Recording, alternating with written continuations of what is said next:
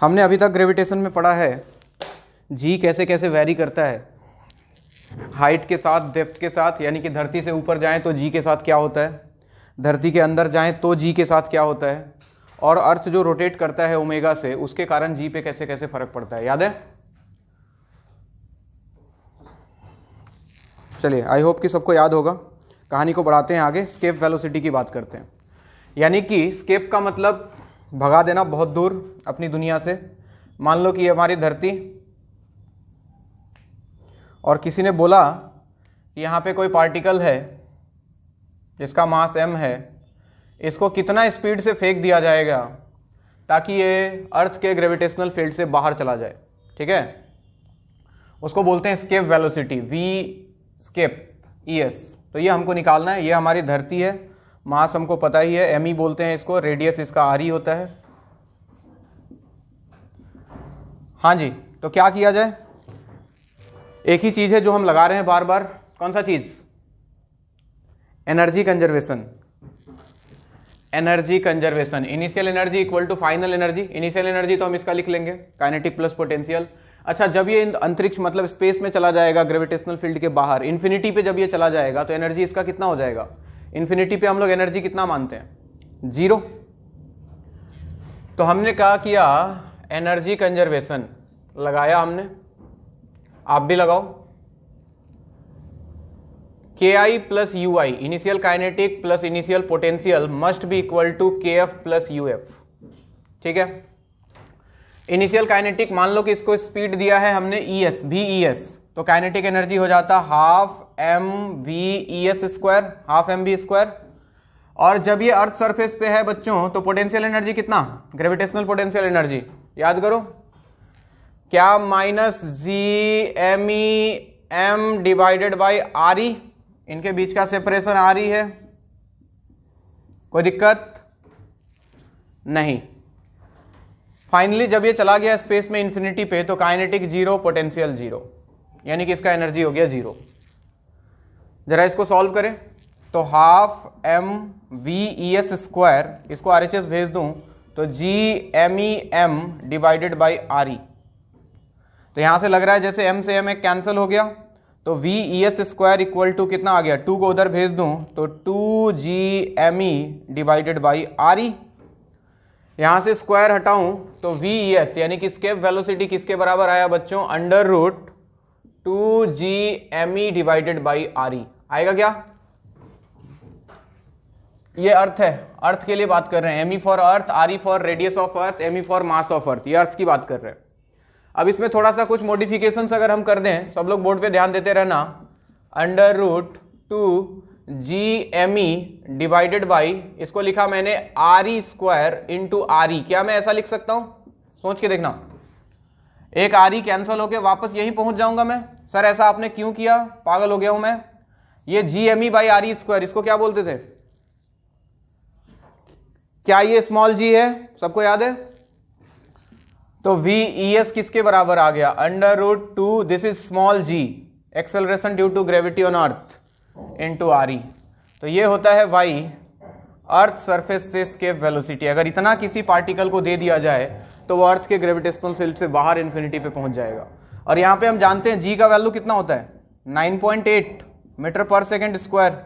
और RE का value कितना होता है भाई? Radius of earth 6400 into 10 to the power 3 metre, 6400 kilometre होता है।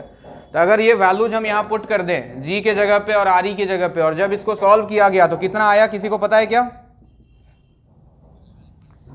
11.2 किलोमीटर पर सेकेंड। यानी कि इस स्पीड से अगर किसी पार्टिकल को तुम थ्रो कर दो अर्थ के सरफेस से, तो वो अंतरिक्ष में जाके विलीन हो जाएगा, यानी कि वो गायब हो जाएगा, वो दोबारा कभी लौट के वापस नहीं आएगा।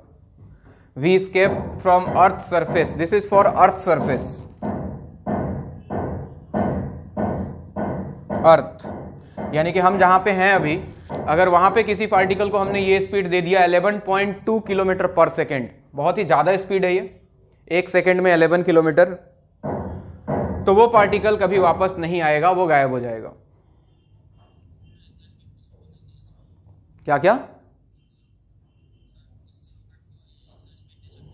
क्यों नहीं दे सकते हैं? बिल्कुल दे सकते हैं। आजकल हमारे पास दुनिया भर का टेक्नोलॉजी है, देते ही हैं हम। हमने सैटेलाइट वेटेलाइट छोड़ रखा है स्पेस में, पता है ना। अब मान लो कि सैटेलाइट घूम रहा है, उसका काम खत्म हो गया, वो अब काम करना बंद कर दिया, तो अगर उसको हटाना है तो हम क्या करेंगे? उसको कुछ दे दो एस्केप वेलोसिटी। हालांकि सैटेलाइट्स के लिए अलग होता है, थोड़ी देर बाद बात करते हैं। बिल्कुल दे सकते हैं, वो गायब हो सकता है बिल्कुल। बिल्कुल डिपेंड नहीं करेगा। दिख रहा है क्या कहीं? Mass of particle small m कहीं पिक्चर में आया क्या? कहीं भी नहीं आया। मास पे डिपेंड नहीं करता है ये। अच्छा, ये अर्थ के लिए है। ये किसके लिए हमने निकाला? ये जो फॉर्मूला हमने डिराइव किया किसके लिए? For earth. तो हम एस्केप वेलोसिटी को किसी भी प्लैनेट के लिए डिराइव कर सकते हैं बच्चों। तो फॉर एनी प्लैनेट, कोई दूसरा प्लैनेट अगर दुनिया में है तो हम लिखने वाले हैं v escape equal to √2g mp divided by rp। ये यूनिवर्सल फॉर्मूला बन जाएगा किसी भी प्लैनेट के लिए, जहां mp जो है वो मास ऑफ प्लैनेट होगा, मास ऑफ द प्लैनेट, और rp जो होगा वो उस प्लैनेट का रेडियस ऑफ प्लैनेट। बात समझ में आ रही है? नोट करें।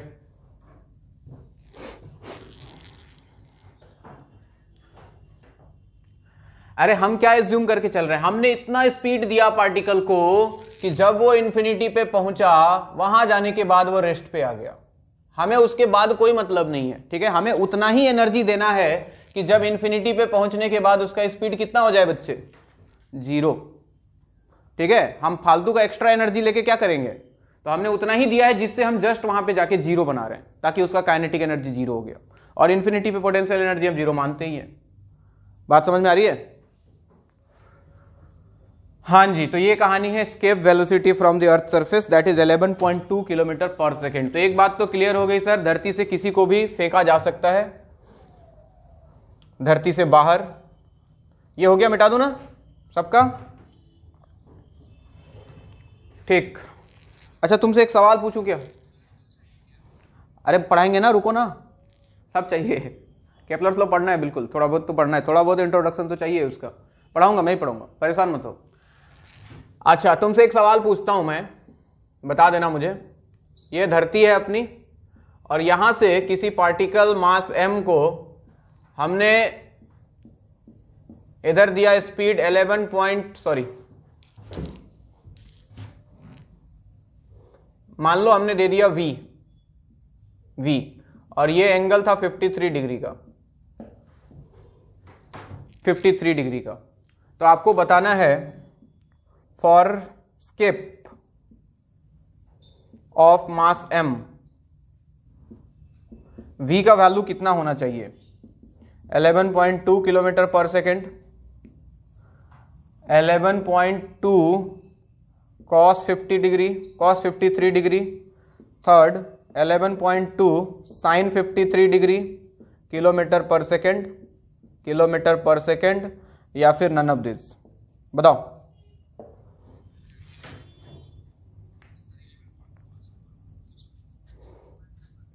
पक्का? यानी कि तुम, अरे कुछ नहीं है, हमने पिछले वाले जब डेरिवेशन किया था तो v हमने एकदम वर्टिकल दिया था, हमने बोला था वर्टिकली फेंक दिया उसको, तो यहां से एस्केप वेलोसिटी निकाला 11.2 किलोमीटर पर सेकेंड। अब किसी महान आदमी ने तुमसे पूछ लिया कि नहीं, v हम 53 डिग्री पे दे रहे हैं, अर्थ सरफेस से 53 डिग्री पे हमने प्रोजेक्टाइल जैसा फेंक दिया, तो एस्केप होने के लिए कितना वेलोसिटी चाहिए? एंगल पे कहीं कुछ डिपेंडेंसी आया था क्या?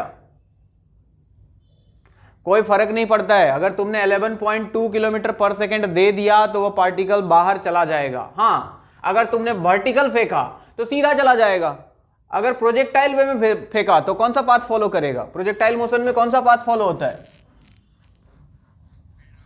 पैराबोलिक पाथ फॉलो करते हुए वापस ये इंफिनिटी पे ही जाएगा। ऐसे करके ये इंफिनिटी पे पहुंच जाएगा। बात समझ में आ रही है? तो 11.2 किलोमीटर पर सेकेंड इज द आंसर। तो दो बातों का ख्याल रखना है, ऐसे कंफ्यूज कर सकता है कभी सवाल में, ठीक है, कि इतने एंगल पे फेंक दिया, उतने एंगल पे फेंक दिया, इससे हमें कोई फर्क नहीं पड़ता है। बस दो बातें कि अगर वर्टिकली फेंका 90 डिग्री अर्थ सरफेस से तो वो सीधा चला जाएगा स्ट्रेट लाइन पाथ पे, और अगर हमने किसी एंगल पे फेंका तो वो पैराबोलिक पाथ को फॉलो करते हुए इन्फिनिटी पे चला जाएगा। बात समझ आ रही है? नीचे लिख लो, एक लाइन लिख लो इसके बारे में, इसको ड्रॉ करो और एक लाइन लिख लो ताकि फ्यूचर में याद रहे।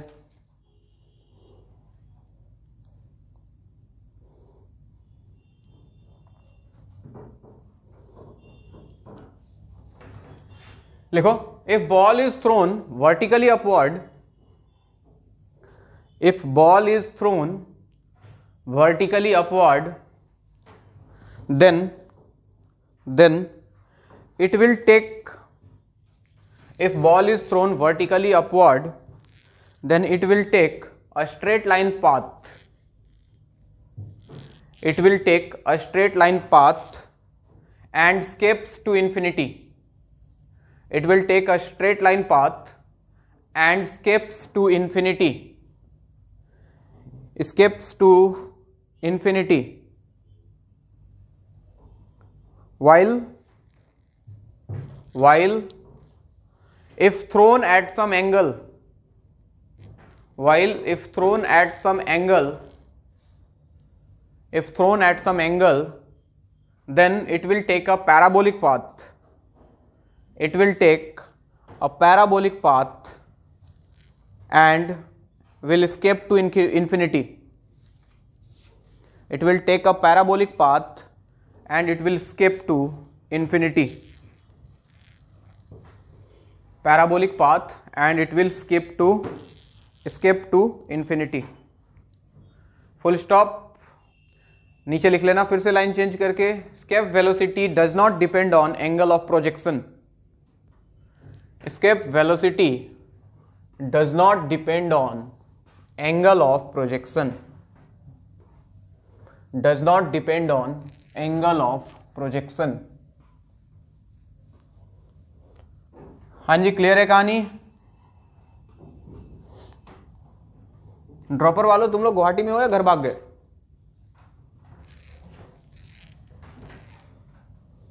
अच्छा है अभी तक, बहुत बढ़िया। हाँ जी, नेक्स्ट क्या पढ़ाया जाए? हेडिंग लगाओ, orbital velocity of a satellite. धीरे धीरे सैटेलाइट की तरफ चलते हैं। Orbital velocity of satellite in orbit. किसी ऑर्बिट में सैटेलाइट का वेलोसिटी निकालना है हमें। हमने बहुत सारे सैटेलाइट छोड़ रखे हैं ना, हमने क्या, सबने छोड़ रखे हैं, हर कंट्री ने छोड़ रखा है, जो कि हमारे अर्थ के चारों तरफ घूम रहे, है ना। एक तो अपना नेचुरल सैटेलाइट है, कौन? चंदा मामा, जो हमारे चारों तरफ घूम रहा है। और बहुत सारे हमने आर्टिफिशियल छोड़ रखे हैं, बहुत सारे, जो कि अपने चारों तरफ घूम रहे हैं। ठीक है, अर्थ के ऑर्बिट में, फिक्स ऑर्बिट में डिफरेंट रेडियस पे वो घूम रहे हैं। अपने को बहुत सारा कम्युनिकेशन वहां से मिल रहा है। आजकल जितना भी चीज दुनिया में हो रहा है, हम घर बैठे देख रहे हैं। कहीं आईपीएल हो रहा है, देख रहे हैं, वो सैटेलाइट ही तो है जो कहीं से कैच करके हमको प्रोवाइड कर रहा है कि नहीं। तो हम निकाल रहे हैं उसकी स्पीड बच्चों कि अपने ऑर्बिट में जो घूम रहा है उसकी स्पीड कैसे कैलकुलेट कर सकते हैं। बिल्कुल कर सकते हैं। ये हमारी धरती माता, ठीक, और मान लो ये इसका सेंटर है, ये इसका रेडियस RE, और यहां से h डिस्टेंस पे कोई ऑर्बिट है जिसमें कोई सैटेलाइट मस्त घूम रहा है इसके चारों तरफ। ठीक है, इस ऑर्बिट में कोई सैटेलाइट है, उसका मास ms बोल देता हूं, मास ऑफ सैटेलाइट, और उसका जो स्पीड है ऑर्बिट में, इसको vs बोल देता हूं, स्पीड ऑफ सैटेलाइट। तो इस तरह से ये अपने चारों तरफ चक्कर काट रहा है। ठीक है, यहां से यहां तक ये तो RE है, अर्थ का रेडियस, और इस पूरे डिस्टेंस को R बोल दे रहा हूं, यहां से लेके यहां तक, यानी कि R जो है basically that is RE plus H है। सब लोग बोर्ड पे ध्यान देना। सर्कुलर मोशन, इन दोनों के बीच में फोर्स, ये क्या कर रहा होगा, इसको खींच रहा होगा अपनी तरफ ग्रेविटेशनल फोर्स से, जिसको हम लोग FG बोलते हैं। FG एक फोर्स तो इधर लगा, और दूसरा सेंट्रीफ्यूगल फोर्स क्या इधर लगेगा। अगर इसका स्पीड vs है तो इधर लगेगा क्या, ms vs square divided by r। तो अगर फोर्सेस को हम बैलेंस करें, ध्यान देखो बोर्ड में, लिखना बाद में, तो हमने लिखा Fg must be equal to ms vs square divided by r, यानी कि mv स्क्वायर बाई r। और ग्रेविटेशनल फोर्स क्या होता है याद करो, gm1 m2 by r square, अरे होता है। तो g एक तो हो गया धरती me, a हो गया सैटेलाइट का mass ms divided by r square equal to ms vs square divided by r। एक r ने एक r को मार दिया, तो यहां से हमको लग रहा है जैसे ms भी गया क्या, हाँ जी, तो vs स्क्वायर इक्वल टू कितना आ गया, gme डिवाइडेड बाई r। तो vs कितना आ गया, under root gme divided by r। This is speed of a satellite. ध्यान रहे ये जो r है यहां पे, बार बार बोल रहा हूं, this is re plus h, जहां पे re तो अर्थ का रेडियस है और जो h है this is height of satellite from earth surface, height of satellite from earth surface. तो बेसिकली ये निकल के आता है बच्चों under root gme divided by r। कोई सैटेलाइट जो है किस रेडियस में रिवॉल्व कर रहा है, उसका स्पीड कितना होगा, अगर रेडियस पता लग जाए तो हम उसका स्पीड निकाल सकते हैं, क्योंकि हमें g पता है और मास ऑफ अर्थ तो पता ही है। फिर से देखो ये मास ऑफ सैटेलाइट पे डिपेंड कर रहा है क्या, नहीं कर रहा है, बिल्कुल।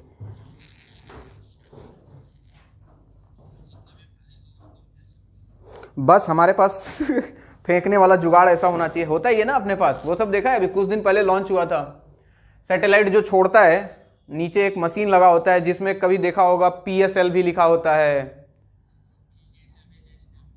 ये सब देखा है ना, PSLV, ESLV, ये सब क्या है, GSLV। PSLV का मतलब हो गया polar, polar satellite launching vehicle, जो कि पोलर मतलब पोल के अलोंग जो रोटेट करता है, फिर इक्वेटर के अलोंग होता है। GSLV होता है जियो स्टेशनरी सैटेलाइट लॉन्चिंग व्हीकल। तो वो सब अपने पास डिफरेंट डिफरेंट बने हुए हैं जुगाड़, उसमें हम सैटेलाइट को फिक्स करते हैं, इतना स्पीड दे देते हैं, चला जाता है, वो जाके अपने ऑर्बिट में पहुंच के मस्त घूमते रहता है।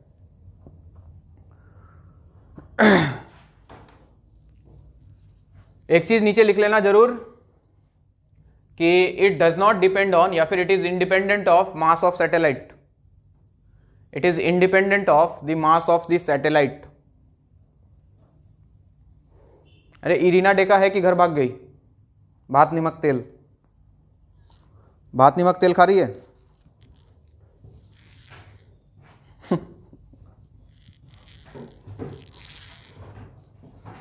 आज भी वही खाया क्या,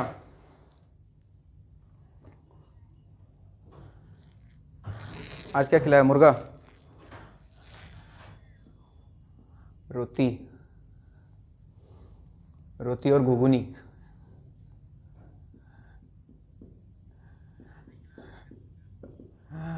हाँ मुर्गा खिलाएंगे हम, जरूर खिलाएंगे।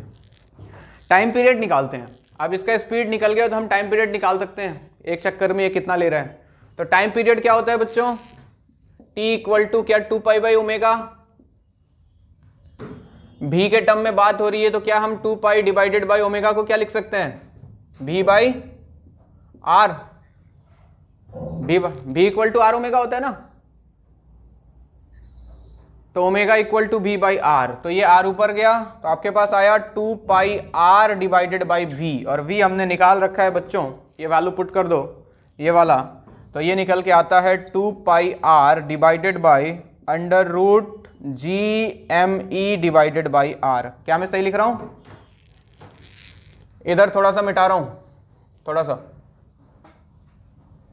तो अपने पास जो टाइम पीरियड आया सैटेलाइट का कितना आया, नीचे वाला रूट r को ऊपर ले आओ, तो टाइम पीरियड ऐसा लगता है जैसे 2 pi divided by under root GME into एक r पहले से था और एक नीचे वाला रूट r और आया, तो रूट r का मतलब r to the power half होता है बच्चों।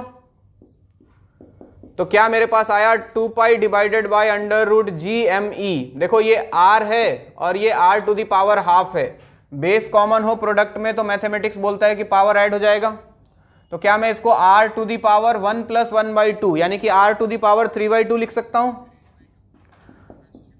तो 2 pi divided by under root GME into r to the power 3/2, ये होता है बच्चों टाइम पीरियड। यानी कि रेडियस पता हो अगर किस रेडियस में लॉन्च कर रहे हैं हम, उसका रेडियस कितना है, तो हम टाइम पीरियड भी निकाल सकते हैं कि एक चक्कर में वो कितना टाइम ले रहा है। 2 पाई अपने को पता है, G पता है, ME पता है, और ध्यान से देखो तो ये सब तो कांस्टेंट है, ये पूरा कांस्टेंट है। तो टाइम किसके प्रोपोर्शनल है? क्या मैं ऐसा बोल सकता हूं कि time is proportional to r to the power 3/2? Both side अगर स्क्वायरिंग कर दूं तो क्या मैं बोल सकता हूं कि t square is proportional to r3? ये केपलर साहब ने बताया था, ये बहुत पहले, पता है तुम लोग को? T square directly proportional to r3, ये बहुत पहले उन्होंने बता दिया था, पता नहीं कैसे, हमने तो बाद में प्रूफ करके निकाला। बड़े खतरनाक आदमी थे वो भी। तो t square is directly proportional to radius of the satellite, जिसमें उसके radius of satellite whole cube.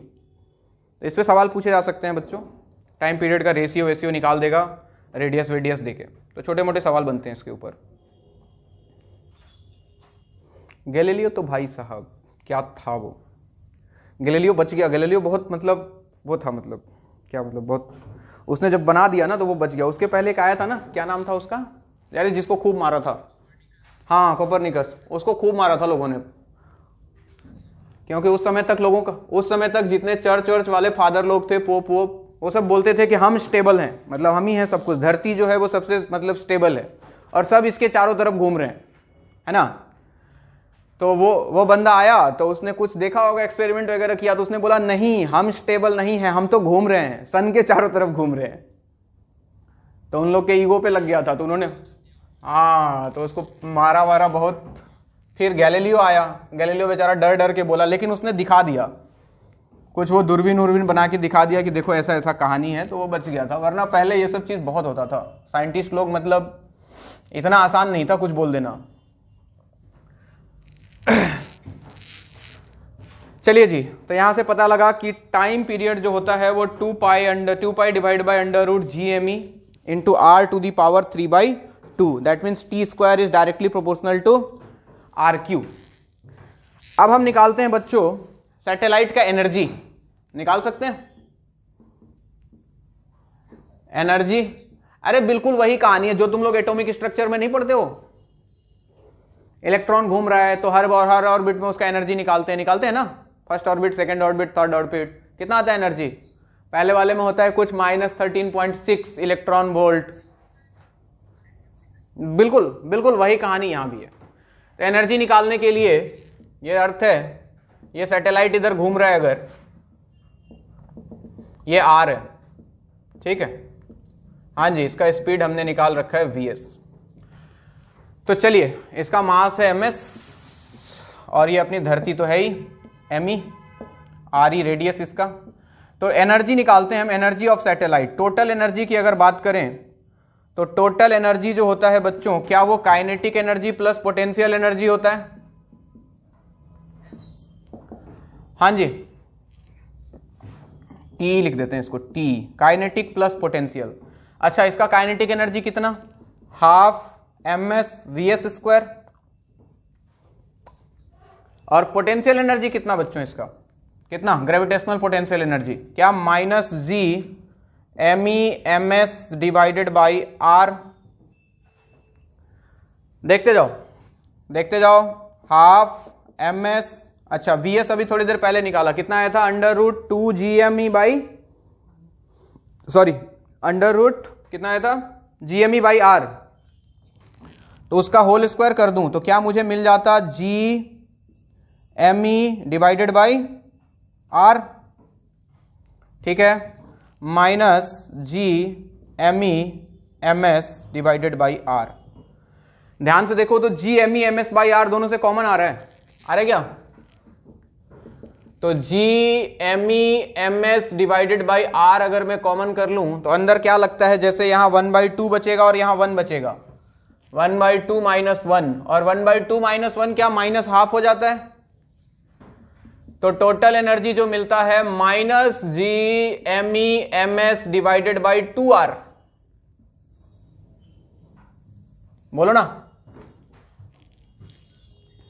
अच्छा, इसको देख के कुछ फील आया, कुछ पुरानी बातें याद आई? ये जो टोटल एनर्जी दिख रहा है तुमको minus G M E M S by R, ध्यान से देखो तो क्या ये काइनेटिक एनर्जी के बराबर है? इसका मैग्नीट्यूड, साइन को मत देखो, काइनेटिक एनर्जी के बराबर है। और क्या ये पोटेंशियल एनर्जी का आधा है? पोटेंशियल एनर्जी देखो minus G M E M S by R है और ये G M E M S by 2R है। तो एक रिलेशन तुमने वहां भी पढ़ा होगा कि टोटल एनर्जी का जो मॉड होता है, मैग्नीट्यूड, वो किसके बराबर होता है? काइनेटिक एनर्जी के बराबर होता है और वो पोटेंशियल एनर्जी का आधा होता है।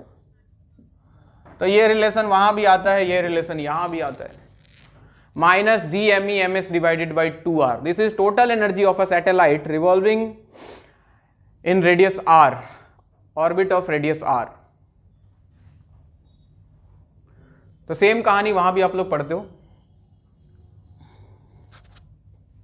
एटॉमिक स्ट्रक्चर में। और टोटल एनर्जी निगेटिव है, इसका क्या मतलब है बच्चे? बाउंडेड है। ये जो सैटेलाइट है वो इसके साथ क्या है? बाउंडेड है, ठीक है, एट्रैक्टिव फोर्स के कारण। अगर ये एनर्जी पॉजिटिव हो जाए तो क्या सैटेलाइट यहां पे रहेगा? नहीं रहेगा। हम इंफिनिटी पे एनर्जी क्या मानते हैं बच्चों? जीरो मानते हैं ना। इंफिनिटी पे एनर्जी जीरो मानते हैं और इधर एनर्जी निगेटिव है, इसीलिए तो वो इसके साथ बंधा हुआ है। अगर एनर्जी इसका जीरो भी हो गया ना तो ये भाग जाएगा हमें छोड़ के, और पॉजिटिव हो गया तो छोड़ ही दो, भागेगा ही। अगर जीरो भी हो गया इसका एनर्जी तो ये भाग जाएगा।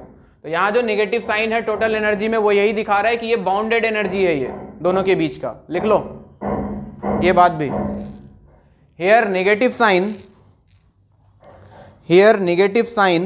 indicates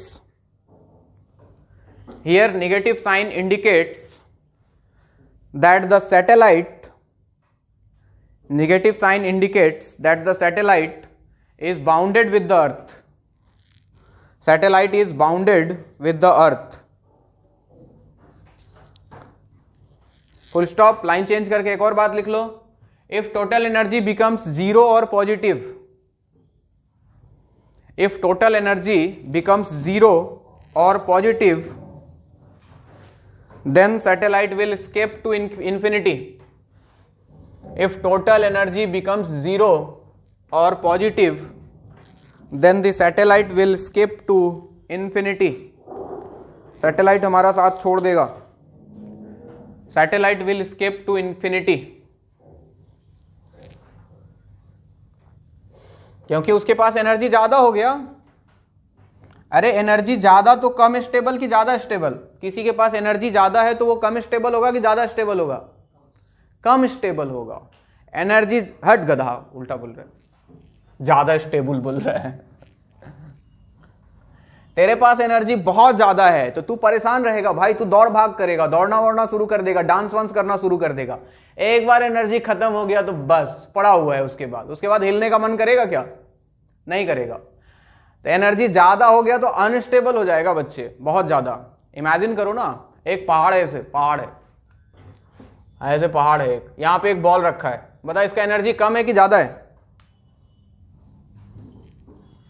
बहुत ज्यादा एनर्जी है इसका। अगर अर्थ सरफेस से देखें तो mgh पोटेंशियल एनर्जी इसका। तो इसको थोड़ा भी हिलडुल किया तो ये खत्म, गायब। लेकिन इस वाले सिचुएशन में देखो, इसका एनर्जी ज्यादा है कि कम है?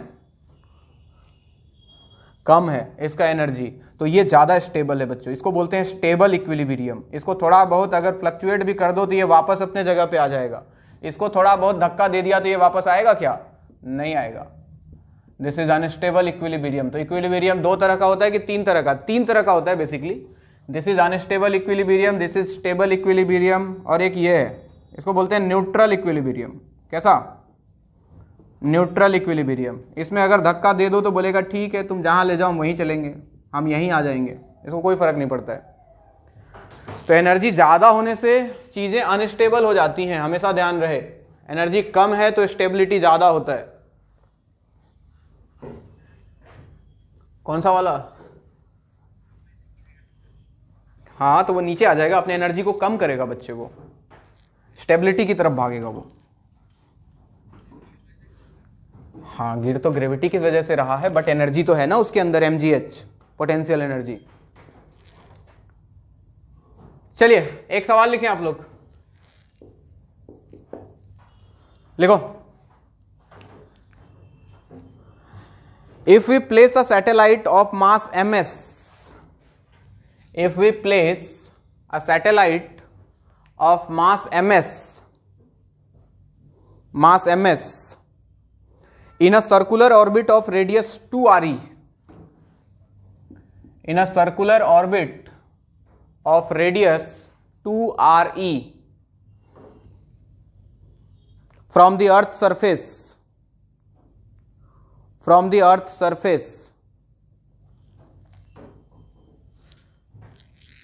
then find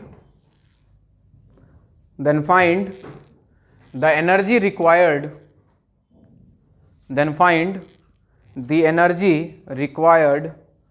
to do so, चलो बताओ, अगर अर्थ सरफेस से किसी सैटेलाइट को हम इस ऑर्बिट में रखना चाहते हैं, 2 RE वाले ऑर्बिट में, तो बताइए कि कितना एनर्जी चाहिए। चलो बताओ।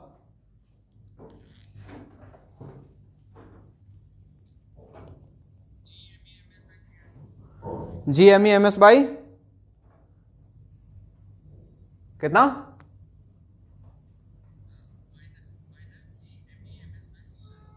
6 RE नहीं,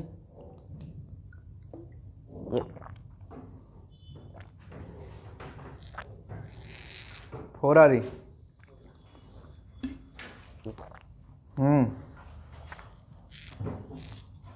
नहीं नहीं नहीं,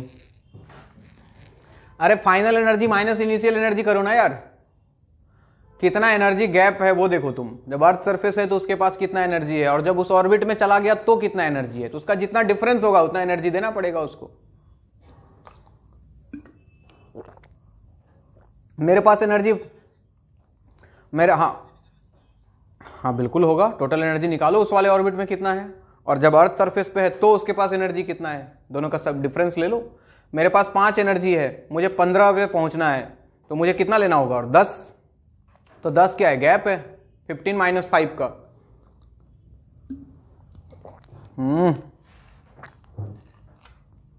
तुम लोगों को समझ में नहीं आ रहा है। ये धरती है, यहां पे सैटेलाइट है अभी, यहां पे, ठीक है। हम चाहते हैं कि ये पहुंचे इस ऑर्बिट में, जिसका रेडियस जो है r, दैट इज 2 RE, और ये RE था बच्चों। तो इनिशियल एनर्जी बताओ, U इनिशियल, जब अर्थ सरफेस पे था तो इसके पास पोटेंशियल एनर्जी तो था कितना, -g/RE। जब सैटेलाइट यहां पहुंच गया यहां पे, तो फाइनल एनर्जी इसके पास कितना आ गया, अभी निकाला, total energy of satellite -GME/ms/2 था, और r की जगह कितना आएगा, 2 RE। तो फाइनल एनर्जी हो गया बच्चों कितना, -GME/ms/4 RE। 2 RE बच्चे, 2। जब भी रेडियस ऑफ ऑर्बिट बोले ना बच्चे, वो हमेशा सेंटर से दिया रहता है। कहां से दिया रहता है वो, सेंटर से। तो उसने जो रेडियस ऑफ ऑर्बिट बोला, that is always from centre, यानी कि ये पूरा डिस्टेंस 2 RE है, सरफेस से इसका RE है। बात समझ में आ रहा है। तो चेंज इन एनर्जी कितना चाहिए देख लो, इतना था, उसको यहां पे पहुंचना है, तो दोनों में चेंज कितना है, U final minus U initial, यानी कि -GME/ms/4 RE minus of GME/ms/RE। हाँ जी, माइनस प्लस हो जाएगा, GME/ms/RE हमने कॉमन कर लिया, तो यहां बचा -1/4, और माइनस हो गया प्लस, किधर 2 RE होगा। अरे ये तो सरफेस पे है यार, ये थोड़ी ऑर्बिट में जा रहा है। सरफेस पे तो यही होता है ना पोटेंशियल एनर्जी। अरे सरफेस पे, अर्थ के सरफेस पे कोई चीज है तो Gm1m2/r पोटेंशियल एनर्जी। ये तो हमने ऑर्बिट में निकाला था भाई, ऑर्बिट में एनर्जी था ये, टोटल एनर्जी। हाँ जी, तो -1/4 + 1 कितना होता है? 3/4। तो डेल्टा यू का वैल्यू आ गया 3/4 Gm(e)ms डिवाइडेड बाय RE। इतना एनर्जी उसको दे दो, चला जाएगा सैटेलाइट वहां। बात समझ में आई?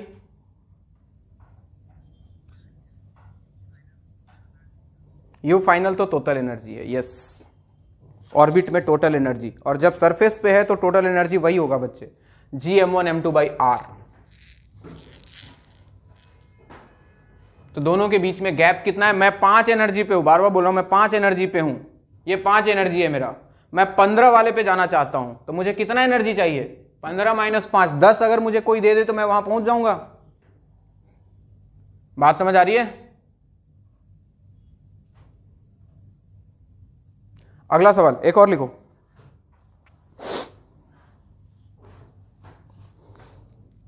इस बार सही करना सब लोग।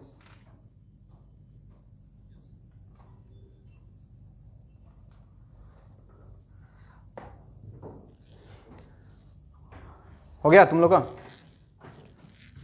लिखो, a satellite is revolving, a satellite is revolving in a circular orbit. A satellite is revolving in a circular orbit of radius 2RE. A satellite is revolving in a circular orbit of radius 2RE. Full stop.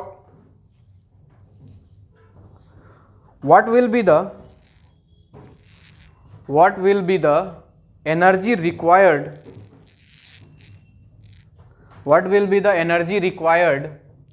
to shift the satellite,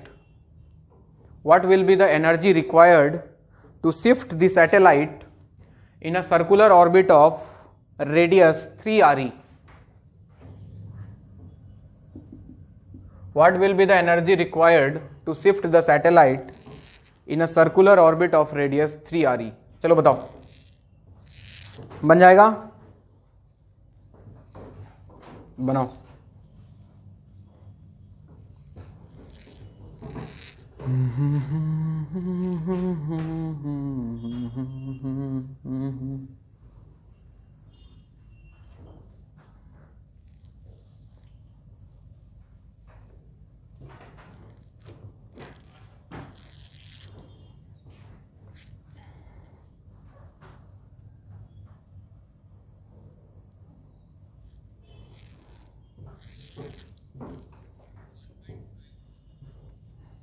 one by 12 Gm(e)ms/RE ना, सही है, बढ़िया। अरे सबका आया answer? You initial you final minus you initial करो फटाफट। आ गया? तुम कौन है? साजिद खान? कल हुआ तेरा काम आधार कार्ड का? कि बहाना मार रहा था? बहाना मार के कह रहा ना, बहाना मार रहा था ना कल, हरामी।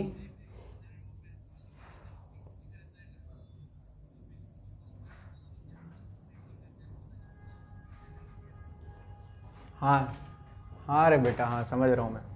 चलो भाई, you initial minus Gm(e)ms divided by 2R होता है बच्चों, R।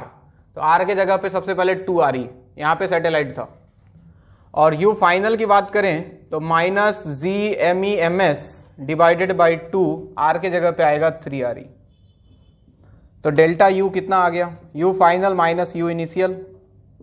हाँ जी, तो यू फाइनल हो गया minus Gm(e)ms divided by 6RE minus ये वाला minus Gm(e)ms divided by 4RE। Subtract कर लो तो Gm(e)ms डिवाइडेड बाई RE दोनों से कॉमन, यहां बचेगा -1/6, माइनस माइनस प्लस 1/4, और 1/4 माइनस 1/6 1/12 होता है क्या? तो ये आ जाएगा बच्चों GMEMS divided by 12 RE. This is the energy required to shift the satellite from orbit 2 RE to 3 RE. Energy positive है ना ये? तुमने पढ़ा भी होगा, इलेक्ट्रॉन जब लोअर ऑर्बिट से हायर ऑर्बिट में जाता है तो पॉजिटिव एनर्जी चाहिए होता है उसको, जब हायर से लोअर में आता है तो एनर्जी रिलीज करता है. सुना है ना ये सब कहानी? सेम ही चीज तो है, सब सेम ही कहानी है. सब पहले भी बताया था. भगवान जो है ना बड़ा खतरनाक चीज है. अगर है तो, नहीं है तो चलो बहुत बढ़िया, मैं तो मानता हूं नहीं है. अगर है तो बहुत खतरनाक चीज है. सब एक जैसा बनाया है सब कुछ, और हम धीरे धीरे उसके बारे में जान रहे हैं. चलो एक लाइन लिख लो नीचे, नोट डाल के लिख लो. अगर लिखना चाहो तो, नहीं लिखना चाहो तुम्हारी मर्जी है. लिखो, whenever we go from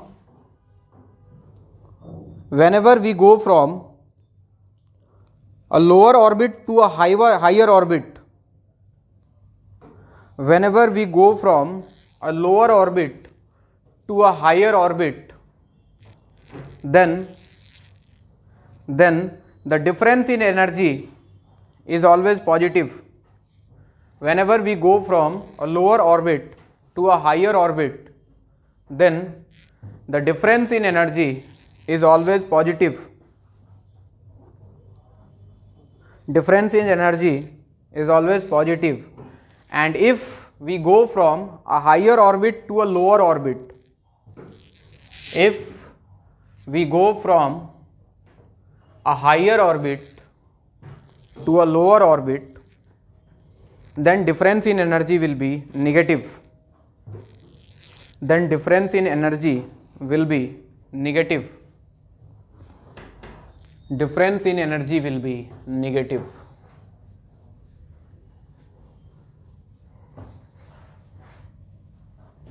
लिख लिया सबने? एक और सवाल लिखो. लिखो,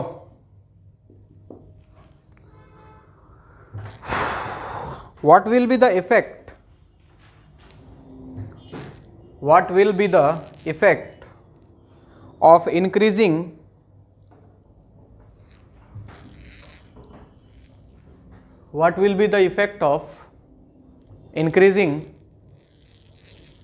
the distance between Earth and a satellite?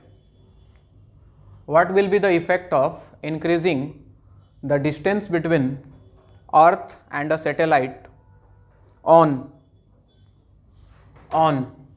पहला टाइम पीरियड, दूसरा ऑर्बिटल वेलोसिटी, तीसरा काइनेटिक एनर्जी, चौथा पोटेंशियल एनर्जी, पांचवा टोटल एनर्जी. चलिए बताइए इन सब के ऊपर क्या इफेक्ट पड़ेगा अगर डिस्टेंस बिटवीन अर्थ और सैटेलाइट को बढ़ा दिया जाए, यानी कि बेसिकली आर का वैल्यू अगर इंक्रीज कर दिया जाए तो इन सब पे क्या फर्क पड़ेगा. 1 मिनट टाइम लो और सोच के सबका आंसर लिखो. इंक्रीज करेगा, डिक्रीज करेगा, कांस्टेंट रहेगा, क्या होगा? सोच के सब लोग लिखो.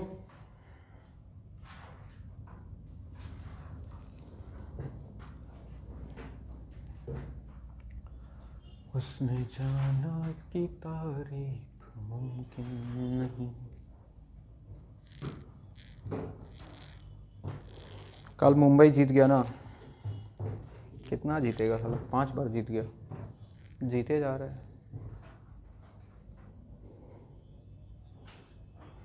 हाँ बे, दिल्ली को बर्बाद कर दिया. मतलब ऐसे जीता जैसे बच्चा के साथ खेल रहा है.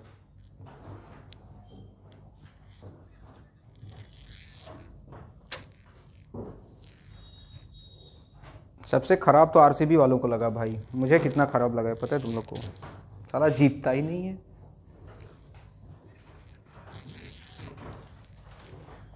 छोड़ दूंगा रिजय. ज़्यादा दुख होता है भाई, कोई आदमी मंजिल के ज़्यादा करीब पहुंच के जब डूब जाता है ना तो ज़्यादा तकलीफ होता है. पहले हार जाता है तो टेंशन नहीं होता है, चल बढ़िया है सर.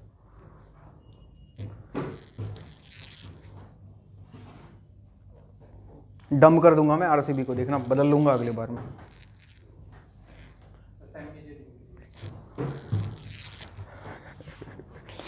देखते हैं. चलो भाई टाइम पीरियड का फॉर्मूला चलो एक बार बताते जाओ तो। हाँ बोल बच्चे, टाइम पीरियड का क्या फॉर्मूला था? 2 pi divided by under root GME into R to the power 3/2। तो साफ साफ दिख रहा है कि अगर रेडियस बढ़ेगा तो क्या टाइम पीरियड भी बढ़ेगा? चलिए, तो टाइम पीरियड इंक्रीज करेगा। ऑर्बिटल वेलोसिटी का फॉर्मूला हमने आपको पढ़ाया कितना v बच्चे? Under root GME by R, यही था। तो इनवर्सली रिलेटेड है, दिख रहा है? इनवर्सली रिलेटेड है। अगर R बढ़ेगा तो v का वैल्यू घटेगा। ठीक है। काइनेटिक एनर्जी हमने पढ़ाया बच्चों, काइनेटिक एनर्जी होता था हाफ ms vs स्क्वायर, ठीक है ना। और vs का वैल्यू अगर रख दें तो ये कुछ ऐसा आता था into GME divided by R, यही तो था। तो साफ साफ दिख रहा है कि अगर R बढ़ेगा तो ये भी क्या होगा? डिक्रीज करेगा काइनेटिक एनर्जी भी। बहुत बढ़िया सर। पोटेंशियल एनर्जी के बारे में क्या ख्याल? पोटेंशियल एनर्जी का फॉर्मूला हमने पढ़ाया भाई, कितना? Minus GME ms by R या 2R? R ना, टोटल एनर्जी में 2R आता था, है ना? हाँ R, ठीक है। तो ये क्या करेगा? अगर R बढ़ेगा, घटेगा कि बढ़ेगा? अब बढ़ेगा ना। अबे निगेटिव है ना, निगेटिव है ना। -5 बढ़ा कि -10 बढ़ा?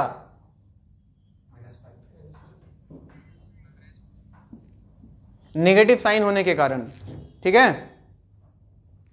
और सेम कहानी टोटल एनर्जी के साथ। टोटल एनर्जी था -GME ms बाई 2R, ठीक। तो इसमें भी नेगेटिव साइन है, हालांकि इनवर्सली रिलेटेड है, but still total energy will increase. कोई दिक्कत किसी को यहां तक? सबसे पहले तो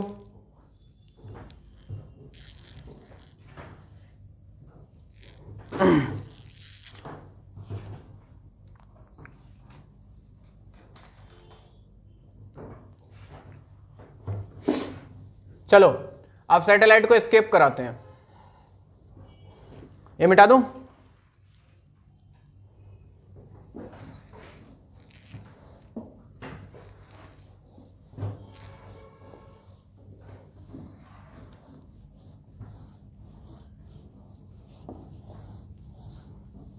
हाँ जी, हेडिंग लगाओ, स्केपिंग अ सैटेलाइट।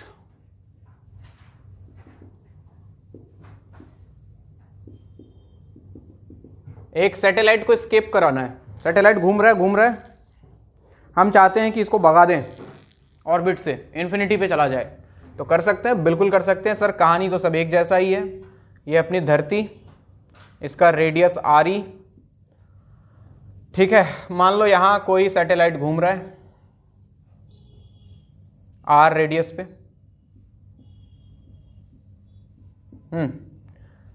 सैटेलाइट का मास ले लो ms, इसका स्पीड है सपोज vs, और ये अपनी धरती जिसका मास है ms। हाँ जी, अब सैटेलाइट को भेजना है हमको। सबसे पहले ऑर्बिटल वेलोसिटी आपको पढ़ा दिया। अगर इस ऑर्बिट में है तो इसका ऑर्बिटल वेलोसिटी कितना आता है बच्चों? vs, v कितना निकाला था? अंडर रूट, अरे बोलो यार, under root GME by R। ये इस स्पीड से मस्त घूम रहा है, ठीक है। हम चाहते हैं कि ये चला जाए, इन्फिनिटी पे चला जाए, यहां से ये दुनिया छोड़ दे, ये अर्थ वाला। तो हमने क्या किया? इसको स्केप वेलोसिटी दिया। मान लो स्केप वेलोसिटी इसको दे दिया। अब हम करते हैं फिर से एनर्जी कंजर्वेशन फ्रॉम एनर्जी। एक ही तो हथियार है अपने पास इतना बढ़िया, फ्रॉम एनर्जी कंजर्वेशन, ठीक है। हमने लगाया KI plus UI equal to KF plus UF। हाँ जी, इनिशियल काइनेटिक एनर्जी इसका कितना हो जाता?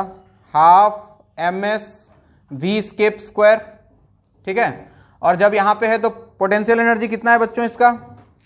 Minus ME ms divided by small r, यही तो है।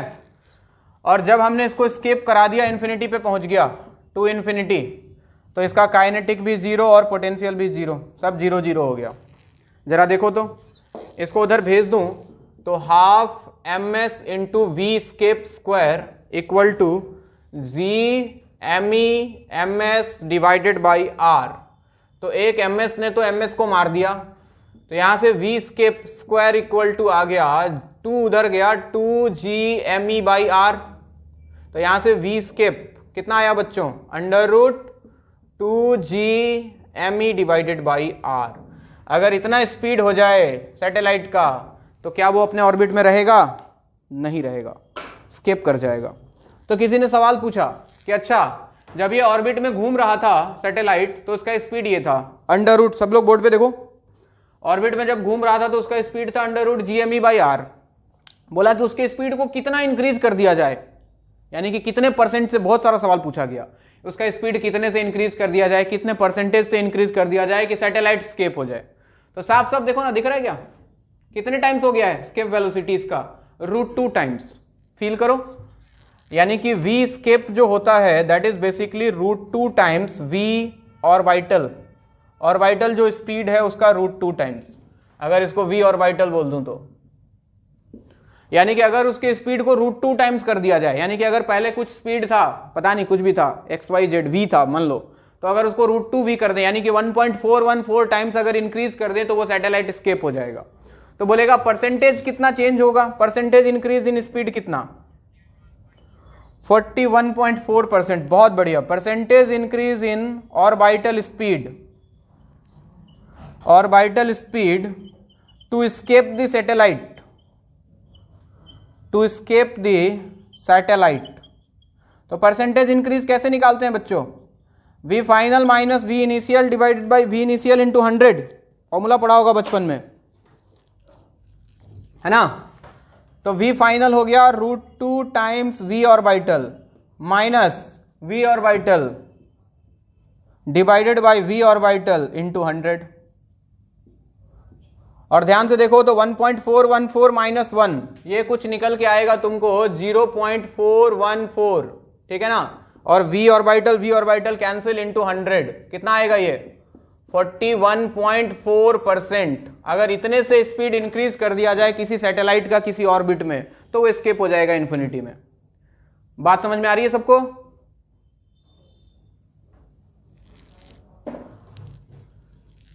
अरे हाँ ना बोलो भाई, समझ में आ रहा है क्या? यस सर, मरा मरा सब बोलता है, खाना वाना तो मिलता नहीं है सबको।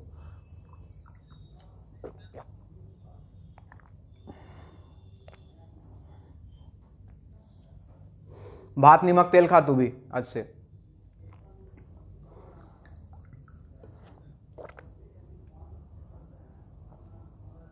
गैस्ट्रिक नहीं होता है अकॉर्डिंग टू इरिना डेका।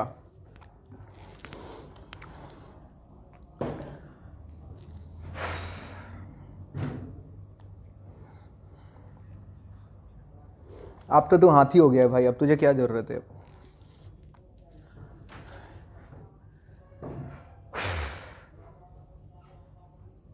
तो ये सवाल पूछा हुआ है कि कितना परसेंटेज इंक्रीज कर दिया जाए कि सैटेलाइट जो है वो स्केप हो जाए अपने ऑर्बिट से।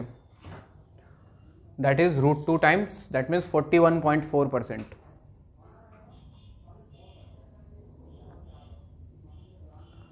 ठीक है, किसी को कोई तकलीफ?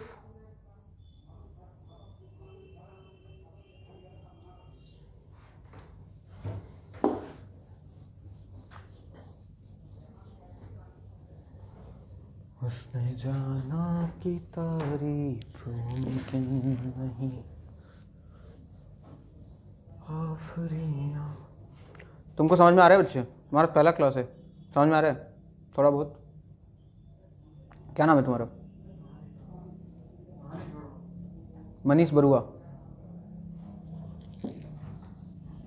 कहाँ से? गुवाहाटी से तुम?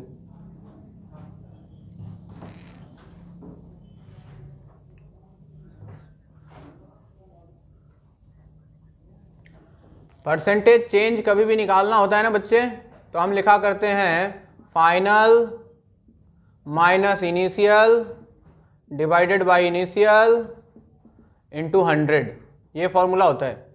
ठीक है, तो देख फाइनल स्पीड हो गया था √2 times V orbital, √2 VO minus initial था VO divided by initial VO multiplied by 100, VO common तो अंदर आया √2 minus 1 divided by VO into 100, VO ने VO को मार दिया, √2 का वैल्यू होता है 1.414 माइनस 1 इंटू 100, तो ये देख 1 गया तो 0.414 इंटू 100 कितना बचा, 2 जीरो, तो दो पॉइंट इधर खिसक गया, 2 डिजिट 41.4, समझ गया, शाबाश। मिटाऊं,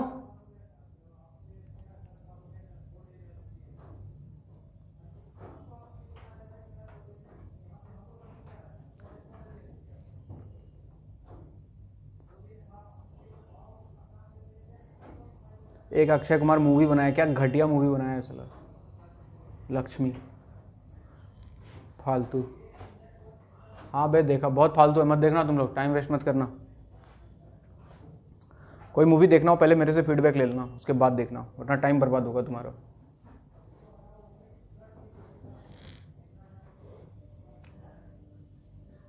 बहुत बढ़िया बच्चे, इस साल तो मत ही देखो, 1 साल और।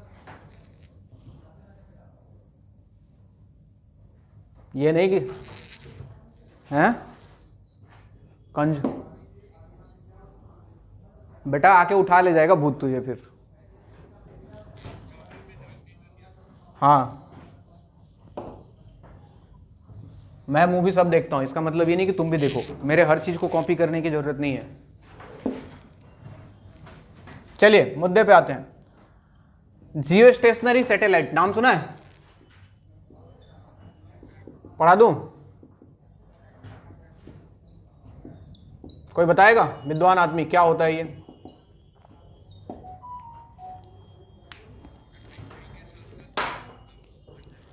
पृथ्वी के साथ साथ मूव करता है, यानी कि जैसे अर्थ घूमे वैसे ही वो भी घूमे, यानी कि सेंस ऑफ रोटेशन सेम हो। सेंस ऑफ रोटेशन मतलब अर्थ जैसे घूम रहा है, अर्थ घूम रहा है ऐसे, तो वो भी अर्थ के चारों तरफ ऐसे ही घूमे, पहली बात। दूसरी बात क्या, अर्थ का जितना एंगुलर स्पीड है, अर्थ का एंगुलर स्पीड निकाला था हमने, उसका भी एंगुलर स्पीड उतना ही हो, यानी कि ये धरती ये ऐसे घूम रही है, ये डस्टर भी इसके साथ ऐसे चारों तरफ ऐसे, समझ रहे हो? यानी कि जितना इसका स्पीड उतना ही इसका एंगुलर स्पीड, और एकदम जैसे अर्थ घूम रहा है उसके अकॉर्डिंग ये भी घूम रहा है, यानी कि सेंस ऑफ रोटेशन सेम हो, टाइम पीरियड सेम हो। अर्थ कैसे घूमता है भाई? East to west, west to east, north to south, west to east घूमता है अर्थ, वेस्ट टू ईस्ट, ठीक है। और तो क्या ऐसा लगता है जैसे जियो स्टेशनरी सैटेलाइट जो होगा, अगर मैं यहां पे हूं और यहां पे सैटेलाइट है, तो क्या ये हमेशा मेरे सामने ही रहेगा? इमेजिन करो, हमेशा मेरे सामने रहेगा, यानी कि आज अगर मेरे ऊपर दिख रहा है अगर मुझे कोई जियो स्टेशनरी सैटेलाइट, तो वो हमेशा मुझे अपने ऊपर ही दिखेगा। बात समझ में आ रही है कहानी? तो सबसे पहले अगर ये हमारी धरती, ठीक है, तो एक और खास बात है, इक्वेटोरियल प्लेन में होता है, ठीक है ना, यानी कि एक देखो, एक ये हो गया ये ऑर्बिट, फिर ऐसे हो सकता है इक्वेटोरियल प्लेन से पास हो, यहां सेंटर है, ऐसा भी हो सकता है, ठीक है, ऐसा भी हो सकता है अगर अर्थ ऐसे घूम रहे तो, लेट अस अज्यूम। अब इसमें देखो मैंने 1 2 3 4 रास्ते बनाए हैं, ठीक है ना। एक जियो स्टेशनरी सैटेलाइट ऐसे घूम सकता है, ऐसे घूम सकता है, ऐसे घूम सकता है, या फिर ऐसे भी घूम सकता है। चारों में से हम कौन सा यूज करते हैं? 1 2 3 4 जनरली हम कौन सा यूज करते हैं? इक्वेटोरियल तो बच्चों तीनों हैं, तीनों ही इक्वेटोरियल है, ठीक है, लेकिन हम यूज 1 को करते हैं, समझ रहे हो ना। 1 को यूज इसलिए करते हैं क्योंकि इसका कहानी थोड़ा सा अलग हो जाता है, ठीक है, इसका अर्थ, इसका रोटेशन कुछ ऐसे होता है, अर्थ ऐसे रोटेट कर रहा है, तो थोड़ा सा उसका कहानी अलग हो जाता है। हम यूज करते हैं सिर्फ 1 वाले को, ये वाला जो है, और ये जो दिख रहा है ये तो पोलर हो गया, देख रहे हो, ये पोल के चारों तरफ घूम रहा है। तो हम जो यूज करते हैं वो हमारा ये है। तो सबसे पहले तुम एक काम करो, ये डायग्राम चाहो तो बनाओ और जियो स्टेशनरी सैटेलाइट के बारे में 3-4 बातें लिखो सबसे पहले, जो जो मैंने अभी तक बोला है।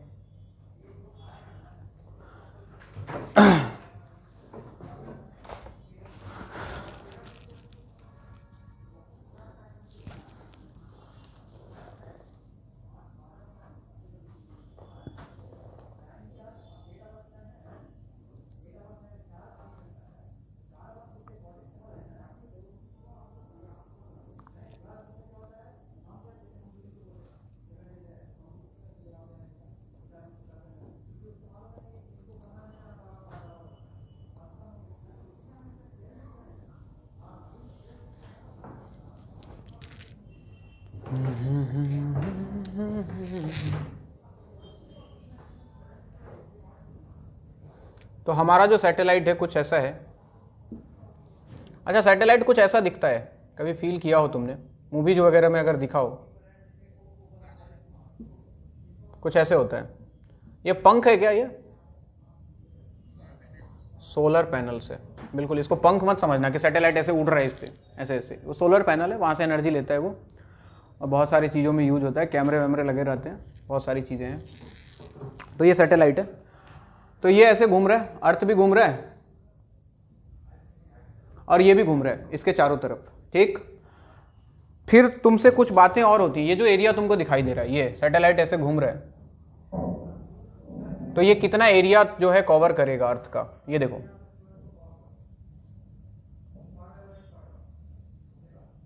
अगर टेंजेंशियल देखें, यहां से लाइन ड्रॉ कर दें, तो ये वाला पोर्शन दिख रहा है तुमको, ये वाला, ये,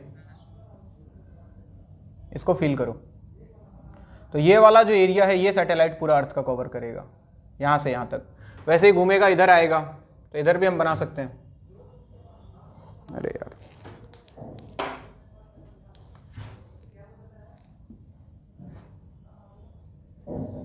ऐसे, ये वाला एरिया, तो इधर ये एरिया कवर कर लेता है, इधर पूरा ये एरिया कवर कर लेता है, तो बीच में कुछ एरिया छूट भी जाता है, समझ रहे हो। ऐसे सैटेलाइट ऐसे घूम रहा है, ऐसे चारों तरफ, तो चारों तरफ का एरिया कवर कर लेगा, ये वाला एरिया छूट जाएगा इसका, यहाँ पे जो दिख रहा है, यहाँ पे जो दिख रहा है। तो इसलिए हम क्या करते हैं, बहुत सारे सैटेलाइट्स लगा के रखते हैं ताकि पूरा अर्थ हमारा कवर हो जाए, इस तरह से हम बना के रखते हैं, ठीक है। तो एक बार सवाल ये भी पूछा है, 2 तरह के सवाल पूछे जाते हैं। एक तो बोलता है कि बताओ ब्रॉडकास्टिंग का वाला एरिया, यानी कि ये वाला एरिया कितने एरिया में ये ब्रॉडकास्ट कर पाएगा, ये पूछता है। दूसरा सवाल एक पूछा जाता है कि बताओ कितना वाला पोर्शन छूट जाएगा, यानी कि ये जो ऊपर नीचे मिस हो गया, जिसमें ये ब्रॉडकास्ट नहीं कर पा रहा है, उसके बारे में भी पूछा जाता है। तो ये 2 तरह के सवाल है, मैं आपको सॉल्व कराऊंगा। थोड़ा सा सॉलिड एंगल का नॉलेज चाहिए आपको। सॉलिड एंगल पता है? सॉलिड एंगल एक तो होता है प्लेन एंगल, जो 2 लाइन के बीच का होता है, एक होता है सॉलिड एंगल, जो कोई एरिया बनाता है किसी पॉइंट पे। जैसे आइसक्रीम वाला कोन नहीं होता है, आइसक्रीम खाया होगा तुमने, ये तो ये वाला, ये अगर एरिया मान लूं मैं, अगर ये 3D एरिया अगर, ठीक है, तो ये इस पॉइंट पे जितना एंगल सबटेंड करता है, this is solid angle omega. Omega को क्या बोलते हैं हम? सॉलिड एंगल, ठीक है। और इसको निकालने के लिए एक फॉर्मूला अगर तुमको किसी ने पढ़ाया हो, हाँ जी, अगर ये वाला एंगल थीटा हो ना, ये वाला एंगल थीटा, तो ये जो ओमेगा होता है वो 2 pi into 1 minus cos theta के बराबर होता है। सुना है क्या ऐसा कहीं पे? गॉस लॉ पढ़ा तुमने? गॉस लॉ पढ़ लिया? गॉस लॉ नहीं पढ़ा? गॉस लॉ में शायद तुमको sir पढ़ाएं।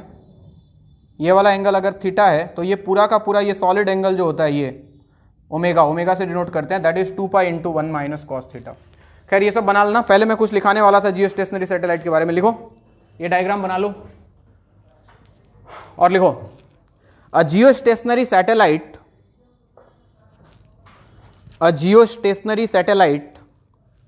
is one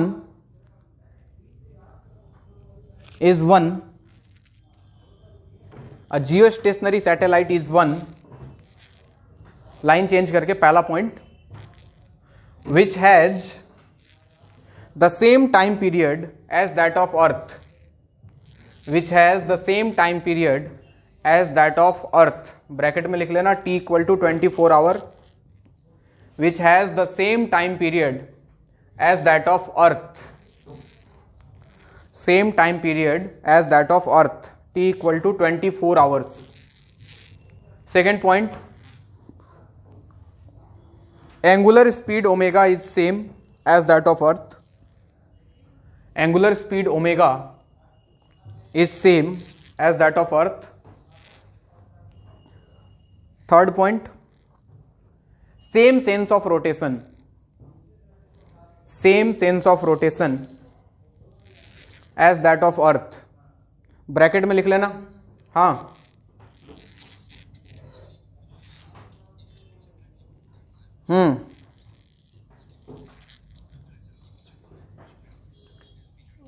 escaping satellite के बाद बच्चे कुछ सवाल कराया था, एक दो सवाल किया था.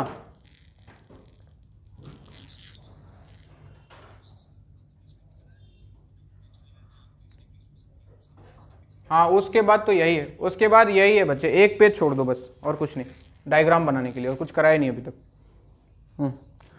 तो मैं बोल रहा था which has same time period, same angular speed. Third point में same sense of rotation as that of earth, bracket में लिख लेना west to east, same sense of rotation as that of earth east.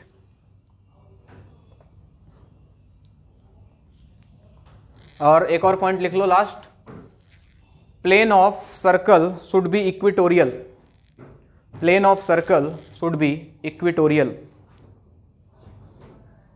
Plane of circle should be equatorial. अच्छा जी, time period same होना चाहिए अर्थ के जैसा, है ना. और हमने पढ़ा था time period of satellite, time period of satellite हमने अभी थोड़ी देर पहले निकाला था. कितना था बताओ, टी का फॉर्मूला बताओ, 2 pi divided by under root GME into R to the power 3/2. यहां पे टाइम पीरियड को हम रख देंगे, जानते हो कितना, 24 आवर, यानी कि 60 इंटू 60, इतना सेकेंड अगर तुम रख देते हो टाइम पीरियड को, तो यहां से जो R का वैल्यू मिलेगा, R नहीं बेसिकली ये जो R है, ये जो R है वो क्या RE प्लस H है, RE इज रेडियस ऑफ अर्थ, बताया था ये बात. तो जब हम इसको सॉल्व करेंगे सबका वैल्यू, बाकी सब कुछ पता है, T पता लग गया, 2 पाई पता है, G पता है, मास ऑफ अर्थ पता है, रेडियस ऑफ अर्थ पता है, तो यहां से जो H का वैल्यू आता है बच्चों, दैट इज अप्रोक्सीमेटली 36,000 किलोमीटर. यानी कि एक जियो स्टेशनरी सैटेलाइट का हाइट, ये भी सवाल पूछा हुआ है कि एक जियो स्टेशनरी सैटेलाइट का हाइट जो होता है वो अप्रोक्सीमेटली 36,000 किलोमीटर होता है from the earth surface, from earth surface. तो ये भी इंपॉर्टेंट पॉइंट. तो अर्थ सरफेस से 36,000 किलोमीटर ऊपर इसको छोड़ा जाता है.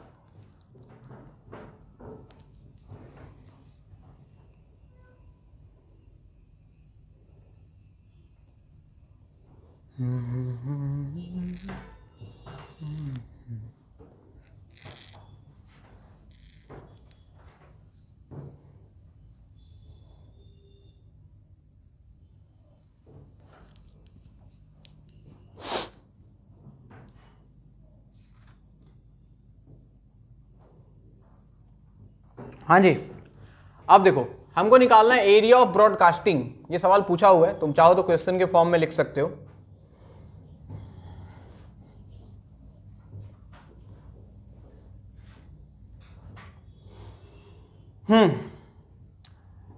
हमें फाइंड करना है area of broadcasting.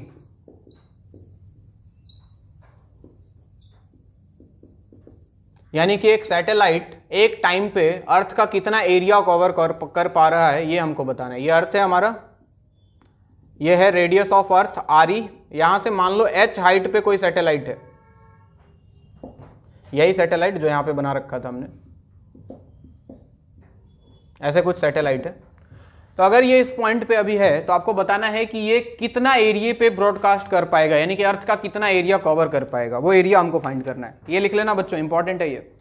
Solid angle omega equal to 2 pi into 1 minus cos theta. क्योंकि सारा खेल अभी ओमेगा का है। अभी देखो तुम थोड़ी देर में कोमा में जाने वाले हो, आई होप कि ना जाओ, उम्मीद करूंगा ऐसा, समझाने की कोशिश जरूर करेंगे आपको। ध्यान दे बोर्ड पे सब लोग, चलिए देखिए इधर, देख रहे हो सब लोग। तो एरिया ऑफ ब्रॉडकास्ट निकालने के लिए हमेशा हम क्या करते हैं, टेंजेंशियल लाइन ड्रॉ करते हैं, ठीक है ना, टेंजेंट सैटेलाइट से, मान लो यहां से गया ये टेंजेंट ऐसे,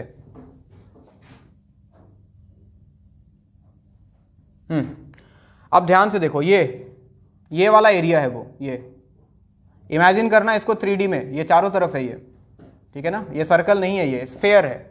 हम जब भी अर्थ की बात कर रहे हैं एक स्फेयर की बात कर रहे हैं। अब ध्यान से सुने क्या हो रहा है, यहां से ये रहा, ये टेंजेंट है। अब इसको सर्कल के अगर पॉइंट ऑफ व्यू से देखें तो ये सर्कल का टेंजेंट, और ये रेडियस से, सेंटर से जो लाइन खींचा ये इस पे परपेंडिकुलर होगा। सर्कल में कभी भी याद रखना, एक टेंजेंट और सेंटर से कोई उस पे लाइन मिला दिया जाए यहाँ पे, तो ये दोनों आपस में परपेंडिकुलर होता है, ये नॉर्मल होता है, ये टेंजेंट होता है, इनके बीच का एंगल 90 डिग्री होता है। तो ये एंगल 90 डिग्री, ये वाला जो एंगल है बच्चों, ये वाला थीटा, इसको बोलते हैं को लैटिट्यूड एंगल। कौन सा एंगल,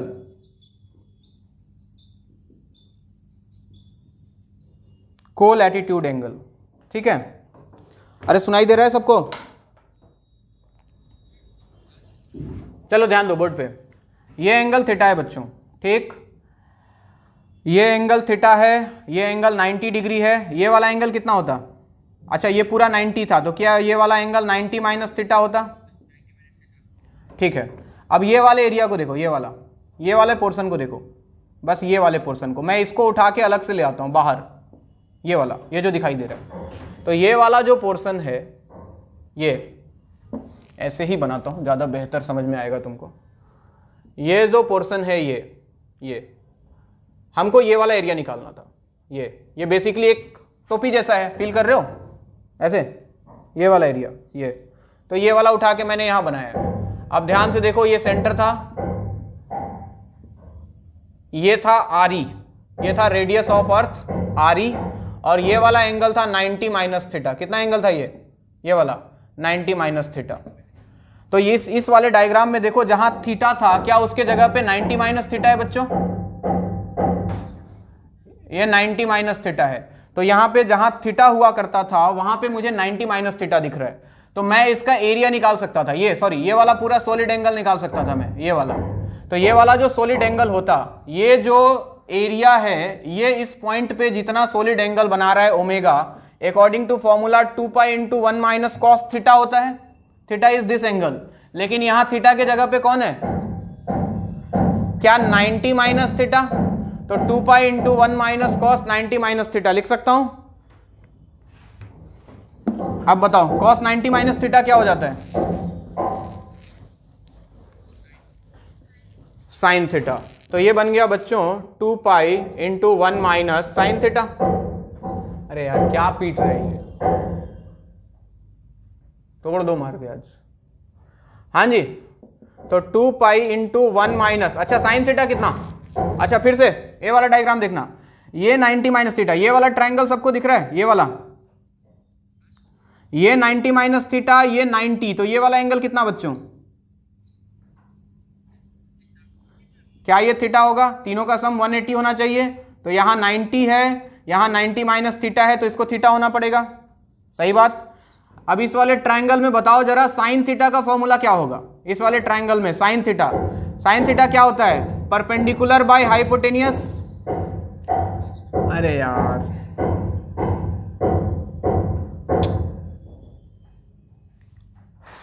परपेंडिकुलर बाय हाइपोटेनियस, देखो तो ये हो गया रेडियस ऑफ अर्थ आरी डिवाइडेड बाय, ये हो गया इसका हाइपोटेनियस। तो यहां से यहां तक तो आरी था और यहां से यहां तक एच है, तो क्या हाइपोटेनियस का लेंथ आरी प्लस एच हो गया बच्चों, देखते जाओ। तो 2 पाई इंटू, यहां एलसीएम लिया आरी प्लस एच, तो इधर आ गया आरी प्लस एच माइनस आरी ने आरी को मार दिया, तो ऐसा लगता है कि 2 पाई एच डिवाइडेड बाई आरी प्लस एच आ गया। यानी कि ये अभी तक हमने निकाला सॉलिड एंगल, यानी कि जितने एरिया पे ब्रॉडकास्टिंग हो रहा था उसका सॉलिड एंगल कितना था हमें पता लग गया। ठीक है, हमें तो निकालना है एरिया, अरे हमें तो ये एरिया निकालना है ना, अब इमेजिन करो एक स्फेयर जो होता है, एक स्फेयर, वो अपने सेंटर पे टोटल कितना सॉलिड एंगल बनाता है? 4 पाई। अरे ये पूरा पूरा एंगल कितना होगा? 4 पाई। तो जब जब 4 पाई सॉलिड एंगल होता है, सॉलिड एंगल होता है, तो एरिया कितना होता है बच्चों? क्या 4 पाई आर ई स्क्वायर? पूरा स्फेयर का surface area 4 pi R square होता है ना। तो 4 पाई सॉलिड एंगल में एरिया होता है 4 पाई आर ई स्क्वायर। तो बताओ यूनिट सॉलिड एंगल में अगर सॉलिड एंगल 1 हो तो एरिया कितना हो जाएगा? 4 pi R E square divided by 4 pi, यानी कि आर ई स्क्वायर। तो जरा बताओ अगर इतना सॉलिड एंगल होगा, 2 pi H divided by R E plus H solid angle होगा, तो एरिया कितना होगा बच्चों? क्या 2 pi H divided by R E plus H multiplied by R E square? अरे होगा क्या? कोमा में चले गए क्या? हेलो,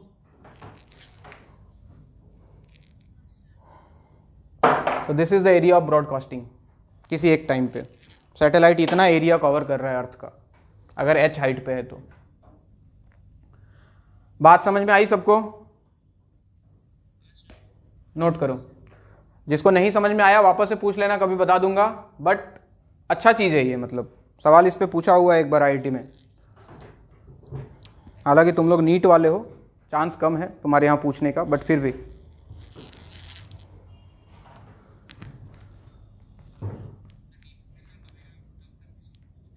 हाँ, नीट में तो कुछ भी पूछ देता है बच्चे।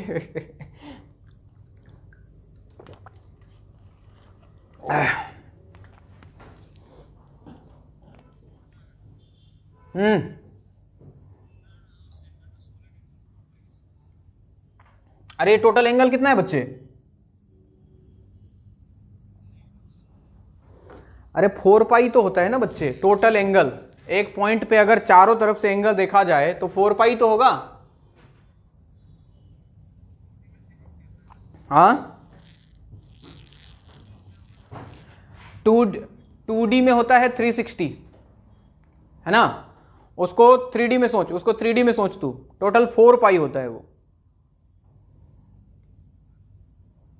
अच्छा नहीं पता तो मान ले अभी कि एक स्फेयर अपने सेंटर पे टोटल 4 पाई एंगल सबटेंड करता है, सॉलिड एंगल।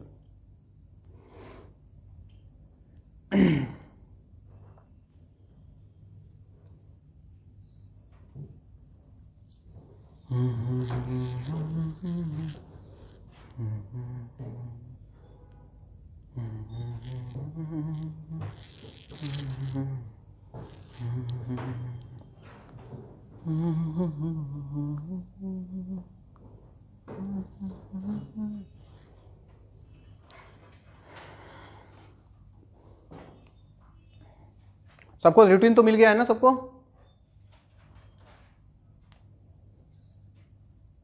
नेक्स्ट कब है तुम लोग का ऑफलाइन क्लास, कब है?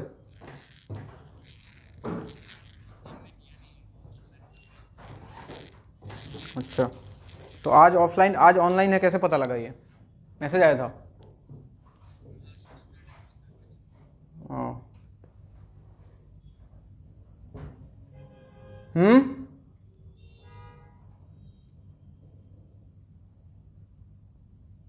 क्या बोल रहे, आवाज नहीं आ रहा है।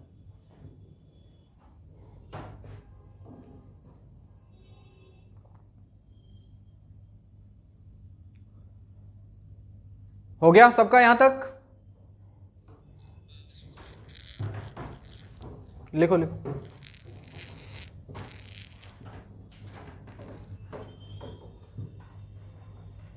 आफरी आफरी,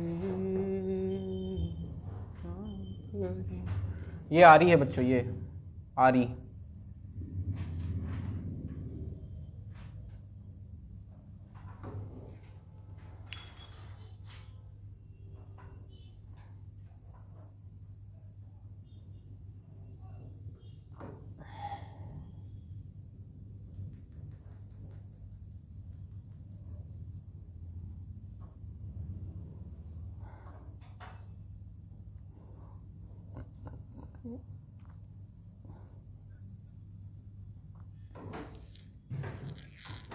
4 पाई में टोटल सरफेस एरिया होता है स्फेयर का 4 पाई आर स्क्वायर, ठीक।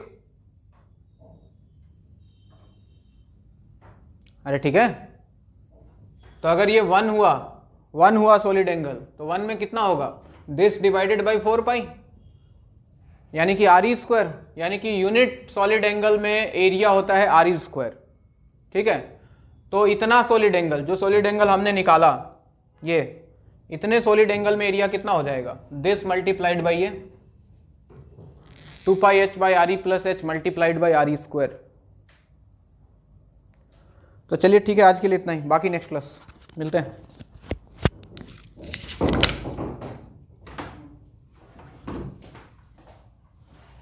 खाओ पियो, पढ़ाई करो अच्छे से, भात नमक तेल खाओ चाहे भात मुर्गा खाओ, पढ़ना जरूरी है।